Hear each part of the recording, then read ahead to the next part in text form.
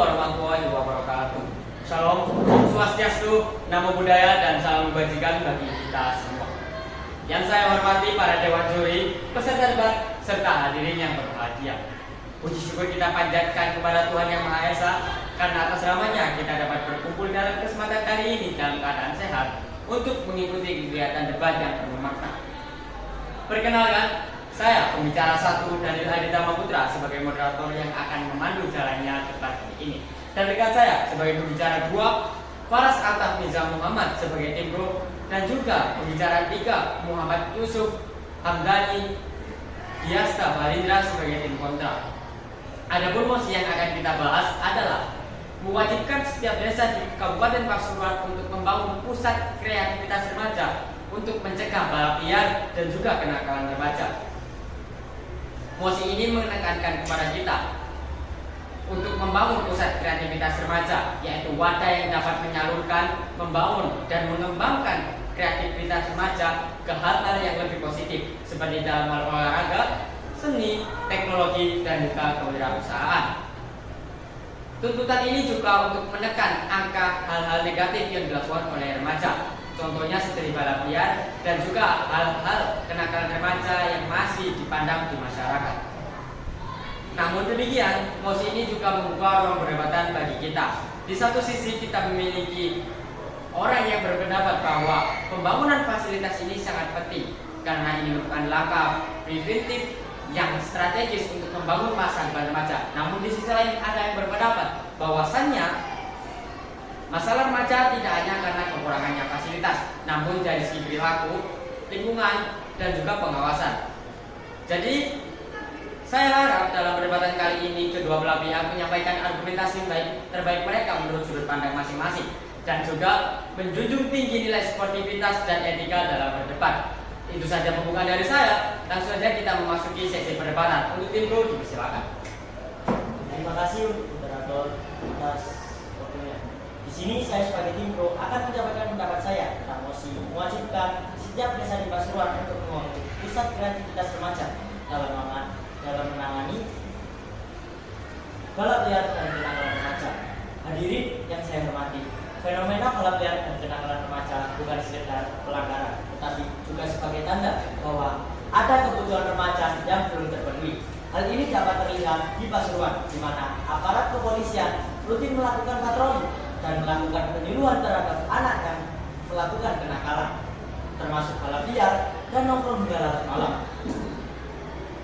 Kegiatan penyuluhan oleh Polres Pasuruan terus dilakukan karena masih banyak remaja yang terlibat perilaku beresiko di masyarakat. Selain itu, pemerintah Kabupaten Pasuruan juga pernah menyoroti tentang pentingnya generasi remaja melalui berbagai program kepemudaan dan Karang Taruna. Namun, kegiatan tersebut belum merata di desa Kabupaten Pasuruan. Hal ini menyebabkan belum semua remaja dapat memiliki kegiatan yang positif dan terarah. Remaja memiliki energi yang sangat besar, rasa ingin tahu yang sangat tinggi, dan keinginan untuk diakui. Energi yang besar ini jika tidak diarahkan dengan baik, maka akan menjadi hal yang negatif. Kami sepakat bahwa keluarga, sekolah, dan masyarakat berperan penting. Namun pemerintah desa juga harus hadir dalam kegiatan nyata. Kami berpandangan bahwa mewajibkan setiap desa di Pasuruan untuk membangun pusat kreativitas remaja adalah langkah yang sangat tepat. Interupsi. Mohon maaf, tidak bisa diterima. Pusat ini bukan sekedar bangunan, tetapi tempat bagi remaja untuk berkembang. Tempat ini juga bisa menjadi pengembangan karakter remaja, seperti karakter disiplin, rasa tanggung jawab, dan kerjasama. Hadirin yang saya bahagiakan, kebijakan ini menciptakan standar bagi desa bahwa desa peduli dengan generasi muda. Ini adalah investasi jangka panjang. Interupsi. Baik, diterima. Banyak sekali bangunan yang sudah dibangun oleh pemerintah Pasuruan. Salah satunya ada Pasuruan Creative Center yang terdapat di Pangojek. Nah, Pasuruan Creative Center sudah lama tidak digunakan. Jadi mengapa menurut Anda pembangunan fasilitas baru merupakan investasi jangka panjang? karena Pasuruan Kreatif Center yang ada di Pasuruan memiliki dua fungsi, yaitu sebagai pendorong UMKM, yang kedua yaitu sebagai penyaluran bakat minat para remaja.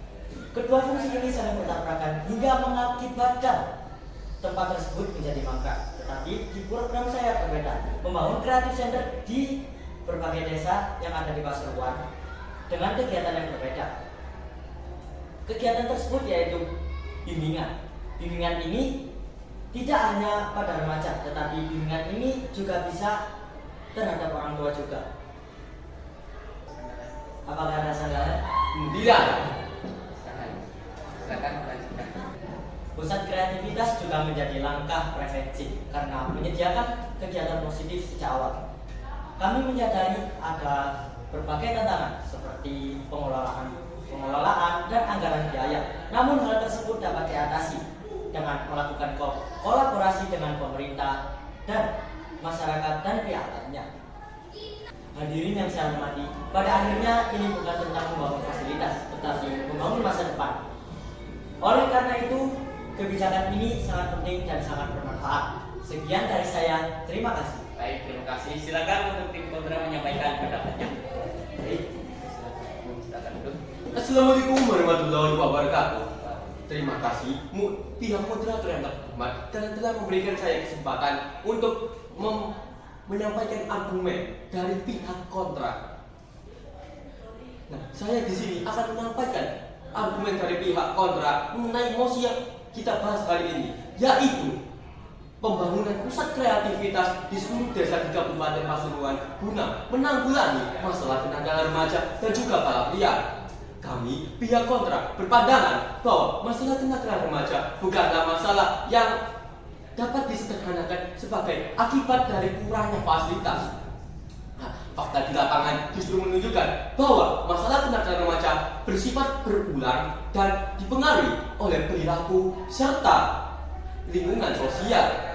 Sebagai contoh nyata, pada suatu operasi penertiban yang dilakukan oleh pihak aparat kepolisian di Kabupaten Pasuruan, pihak aparat kepolisian berhasil mengamankan 38 remaja dan juga 23 sepeda motor yang terlibat dalam aksi balap liar. Selain itu, pada tahun 2026, aksi balap liar masih terus berlanjut dan pihak polisi juga mencoba membubarkannya. Bahkan, dalam sekali aksi balap liar dapat melibatkan puluhan hingga ratusan remaja, mau itu dari golongan penonton dan dari golongan pelaku aksi balap liar itu sendiri. Dari ini kita bisa membuktikan bahwa aksi balap liar bukanlah kejadian tunggal yang hanya terjadi sekali, melainkan pola yang terus berulang dan terjadi terus menerus. Bahkan dapat ditemukan unsur taruhan pada beberapa kasus balap liar. Hal ini juga membuktikan bahwa aksi balap liar memiliki kaitan dengan kontrol diri, perilaku, dan juga pengaruh negatif lingkungan sosial. Kami juga setuju bahwa remaja harus diberi ruang agar dapat berkembang. Namun, pendekatan yang efektif tidak cukup hanya dengan memberikan suatu bangunan. Tanpa adanya pembinaan, pengawasan, dan juga sebuah aktivitas yang teratur, maka pembangunan fasilitas baru hanya akan terlihat seperti sebuah formalitas. Interupsi. Silakan. Di program saya tadi, saya menjelaskan bahwa ada dua bimbingan, yaitu bimbingan untuk orang tua dan bimbingan untuk remaja. Itu mengapa pentingnya untuk membangun fasilitas. Ini sangat penting. Baiklah saudaraku. Terima kasih. Baiklah saudaraku. Di sini kebanyakan anak yang mengikuti balap liar tidak mempunyai sosok yang disebut orang tua. Nah, karena itu tidak ada yang membuat mereka tahu kalau ada kegiatan yang Anda sebutkan di dalam program Anda sendiri. Mereka kemungkinan tidak akan mengikuti kegiatan itu karena mereka sudah terbiasa hidup tanpa aturan. Dan karena itulah mereka kemungkinan besar akan mengikuti kata temannya yang juga tidak mengikuti kegiatan tersebut dan juga mengikuti ego diri sendiri. Apakah ada sanggahan? Baik, tidak ada. Baik, silakan lanjutkan. Baiklah. Hal ini juga diperkuat oleh hasil data evaluasi yang dilakukan oleh Kementerian Desa, Pembangunan Daerah Tertinggal, dan Transmigrasi Republik Indonesia, yang dimana menegaskan bahwa kebanyakan fasilitas yang telah dibangun oleh pemerintah tidak digunakan dan tidak dimanfaatkan oleh masyarakat secara maksimal karena kebanyakan masyarakat tidak langsung berpartisipasi pada pengelolaan dan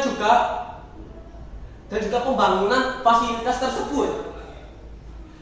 Selain itu, data dari Komite Perlindungan Anak atau yang disebut KPA menyebutkan dan juga menegaskan bahwa kebanyakan masalah remaja itu dipicu karena kurangnya pengawasan keluarga dan juga faktor lingkungan pergaulan yang buruk, bukan semata-mata karena sebuah kurangnya fasilitas.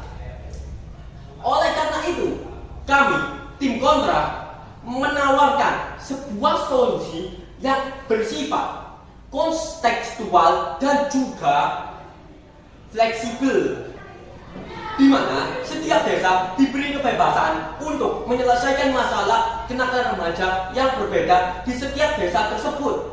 Mau itu menggunakan cara apapun itu, mau itu menggunakan cara pembinaan keluarga, kegiatan komunitas, ataupun optimalisasi dan penggunaan fasilitas yang sudah ada. Demikian dari saya. Hadirin yang berbahagia, kita sudah sampai di penghujung rangkaian debat. Terima kasih kepada tim pro dan tim kontra yang sudah menyampaikan argumentasi, tanggapan, serta sudut pandang yang sangat menarik dan membangun. Dari debat ini kita mengetahui bahwasanya MOSI, kewajiban membangun pusat kreativitas remaja di setiap desa, bukanlah hal yang sederhana. Kenapa demikian? Karena kita mengetahui bahwa dari tim kontra menegaskan bahwasanya pusat kreativitas remaja adalah wadah yang sangat penting untuk mengembangkan suatu potensi dari remaja tersebut untuk mencapai hal-hal yang positif dan menghindari mereka dari hal-hal yang negatif.